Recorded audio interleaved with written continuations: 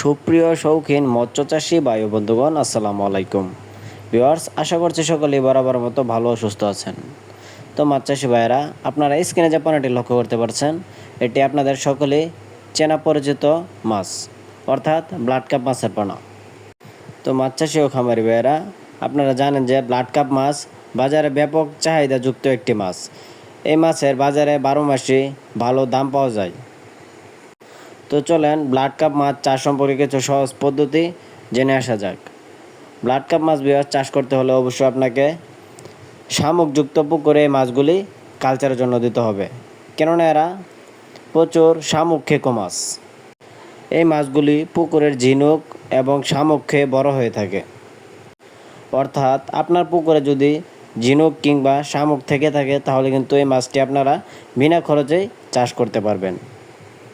তো মাছ চাষি ভাইয়েরা, আপনারা যারা অরিজিনাল উন্নত জাতের ব্লাড কাপ মাছের পোনা সংগ্রহ করতে চান, আপনারা চাইলে কিন্তু আমাদের স্ক্রিনে দেওয়া নাম্বারে যোগাযোগ করতে পারেন।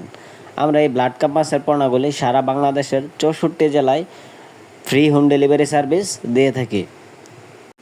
আমাদের কাছ থেকে আপনারা 100% উন্নত জাতের পোনা সংগ্রহ করতে পারবেন। তো ভিউয়ার্স, আপনারা স্ক্রিনে যে পোনাটি লক্ষ্য করতে পারছেন, এই পোনাটির সাইজ হলো পুরো 4 ইঞ্চি সাইজের ব্লাড কাপ মাছের পোনা। তো আপনারা চাইলে আমাদের কাছ থেকে বিভিন্ন সাইজের মাছের পোনা সংগ্রহ করতে পারবেন।